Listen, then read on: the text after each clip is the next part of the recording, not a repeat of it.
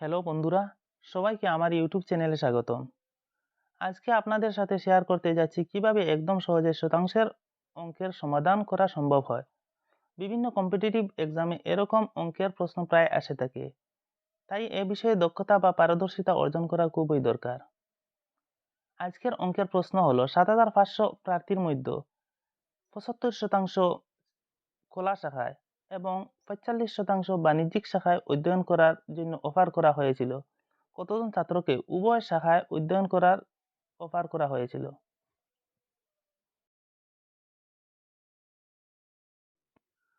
প্রশ্নটি ভালো করে পড়ে বুঝতে পারলাম যে কোনো একটি প্রবেশিকা পরীক্ষায় কলা এবং বাণিজ্যিক শাখা মিলে মোট ৭৫০০ জন ছাত্রছাত্রী উত্তীর্ণ হয়েছে এবং তাদের মধ্যে কিছু শিক্ষার্থী উভয় শাখায় পরীক্ষা দিয়ে উত্তীর্ণ হয়ে উভয় শাখায় অধ্যয়নের সুযোগ লাভ করেছে। প্রথমে আমরা কলা শাখায় এবং বাণিজ্যিক শাখায় অফার পাওয়া ছাত্রের শতাংশকে যোগ করে নেব। এখন আমরা দেখতে পাবো উভয় শাখায় মিলে মোট ১২০% শিক্ষার্থী অধ্যয়নের সুযোগ পেয়েছে। এখন প্রশ্ন আসতে পারে ১২০% অর্থাৎ ১০০ জনের মধ্যে ১২০ জন শিক্ষার্থী কিভাবে হলো? এটা কি সম্ভব?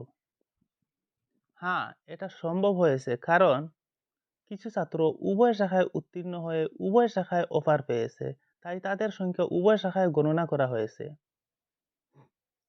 এখন যদি আমরা উভয় শাখা মিলে মোট উত্তীর্ণ শিক্ষার্থী ১২০% থেকে ১০০% বিয়োগ করে নেয়, তাহলে আমরা কলা ও বাণিজ্যিক দুটি শাখায় অধ্যয়নের অফার পাওয়া ছাত্রের সংখ্যা পেয়ে যাব। অর্থাৎ উভয় শাখায় অফার পাওয়া ছাত্রের সংখ্যা গিয়ে দাঁড়াবে ২০%।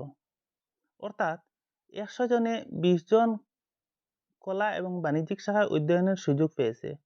তাই আমরা শতাংশের নিয়ম অনুযায়ী ১০০ ভাগের ২০ পূরণ ৭৫০০ করে সমাধান করলে উভয় শাখায় অফার পাওয়া শিক্ষার্থীর সংখ্যা গিয়ে দাঁড়াবে ১৫০০ জন।